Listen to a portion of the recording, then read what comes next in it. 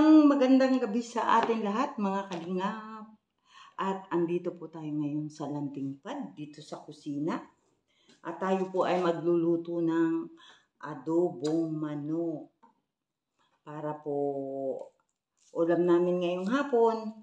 At yung iba naman ay dadalhin namin para pang lunch namin doon sa magpapagawa kasi tayo ng kusina ni Nanay Ina, yung kanyang banggirahan.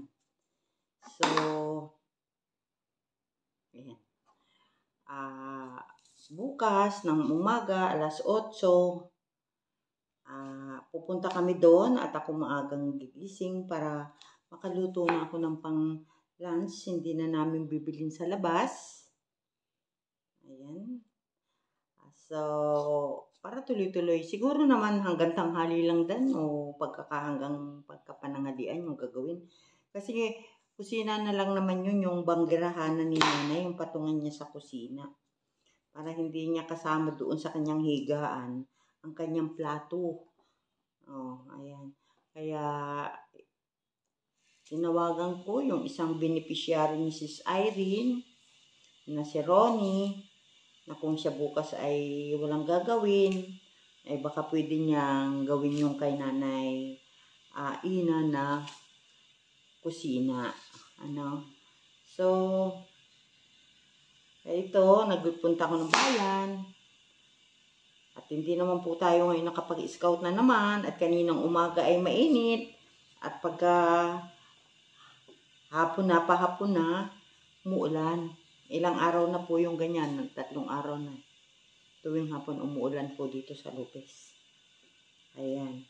Kaya po pumunta tayo sa bayan para bumili po tayo ng ating mailuluto para bukas. Ito po ay lulutuin ko na ngayon.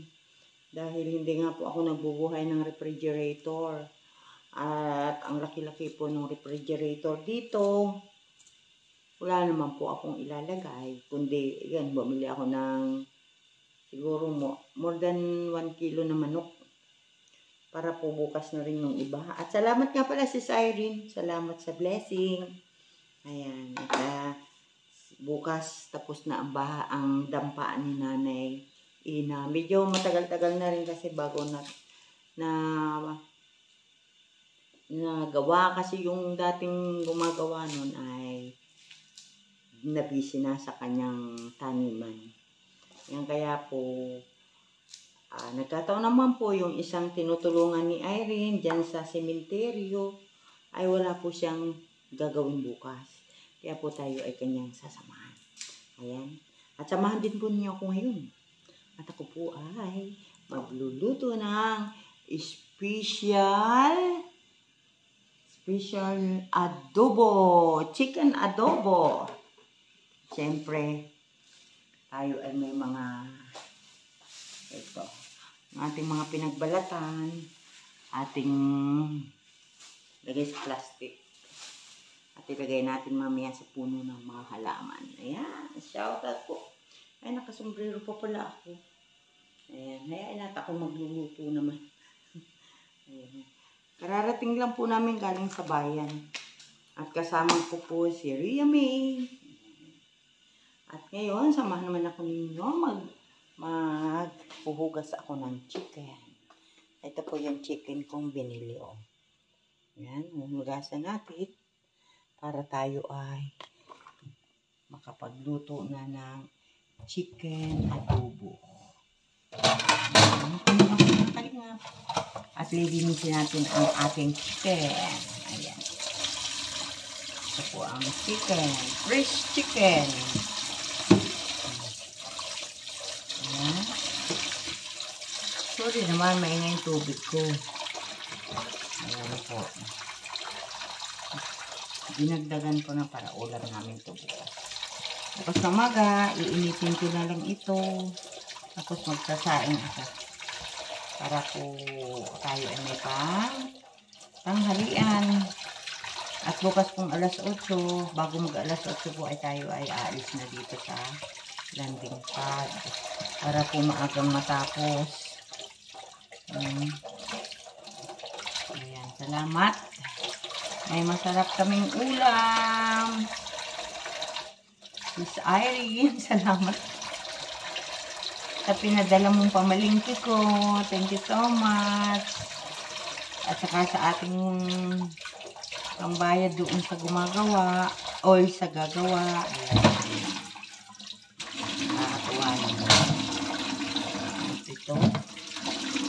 Ito pong aking dalagin din dito ay isasama ko po dun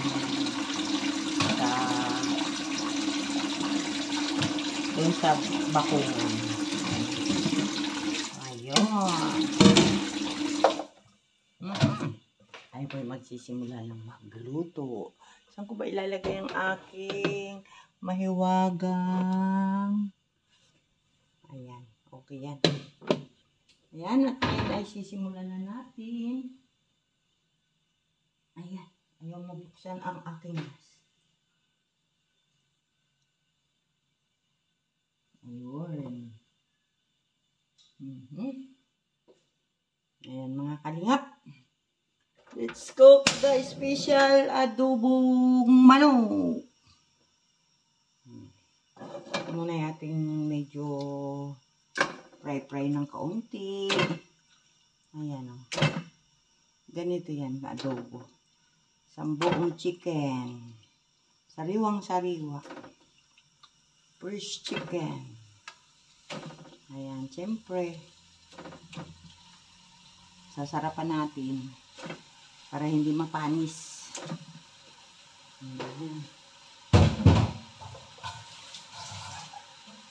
Ayan, sarap. Siyempre, ito yung aking sibuyas. Sibuyas at bawang. Ayan. Masarap na adobo. Adobong manok. Ayan. Medyo i-dry muna natin yung tubig para maalis yung ano na. Kasi po itong manok kahit na-drain mo na, inisa-isa mo na, maya-maya pa, ay tubig na. O, ayan. Nagkakatubig na siya. So, i-dry muna natin siya bago natin lagyan ng ricado. At ito, sibuyas. Siguro tama ito. Sibuyas at bawang. Ayan.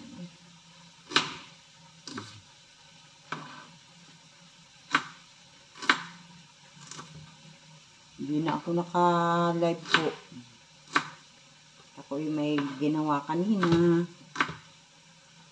Nabisi na po ako kanina. Kaya hindi po ako nakalaba. Nakalaba. Naka-live. Ayan. Shoutout po. At saman po niya ako. Hello! Ayan. Ayan. Ang ating adobo. Wala pa yung ricado. Wala pang ricado yan. Lalagyan natin ng paminta. Siyempre, paminta. Lagyan natin siya ng paminta. Ito kung marami. Mahal.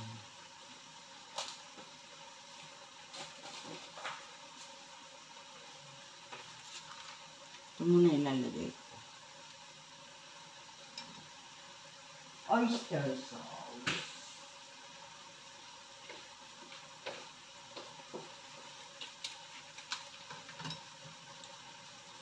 Bango. Oyster sauce. Baka parang okay lang. Okay.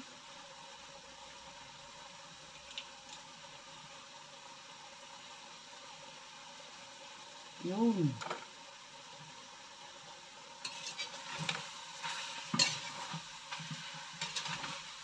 Wow. Wowie.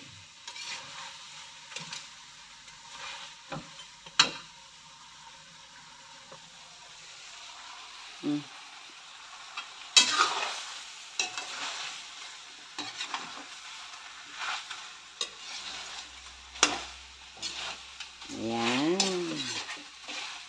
Mukha na bang adobo yan? Mukha ng adobo. Di pa kompleto ricado yan. Wala pang suka yan. Look, masarap na. Look, masarap.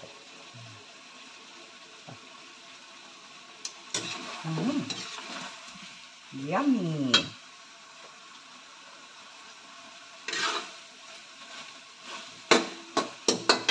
Look, masarap na.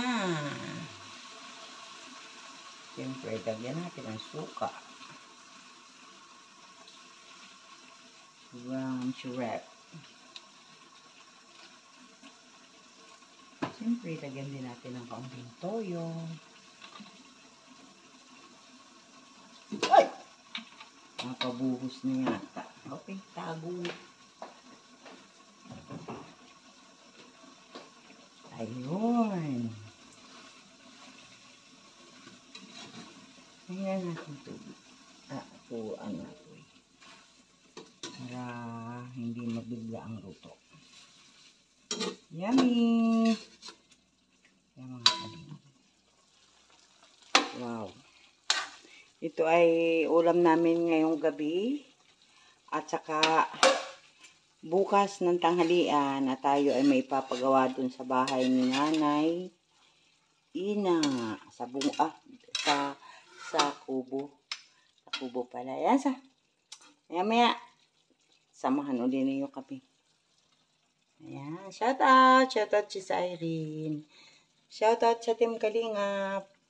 Shout out sa lahat-lahat. Magandang gabi. At sa mga viewers, siyempre, sa ating mga supporter. Ayan. Ayan, at maluluto na ang ating adobo. Masarap na adobo. Yummy! Yummy adobo! Pwede nang kumain. Ilagyan ko na sabaw para pang sabaw sa kanin. Ayan, yummy, yummy. May kanin naman pa kami dito. Diba? Sarap. Adobo. Ang adobo. Ni Kalingap Lydia. Chicken adobo. Ayan. Diba? Smell good. Yummy. Chicken yummy. Smell good. Chicken yummy. Smell good. Ayan, luto na. Kalitsit na po. Kain na po tayo. Kakain na po kami. Diba? Ang dami niyan. Yan ay more than 1 kilo. Dahil nga para bukas, di ko na ako magluluto ng aming pang lunch at dadalhin po namin dun sa aming paggagawa ng kusina ay si Nanay. At shout out kay Sis Irene. Sis Irene, ito, binili ko. Ito ang aking binili. Ayan po. At luto na. Ay siya. Be!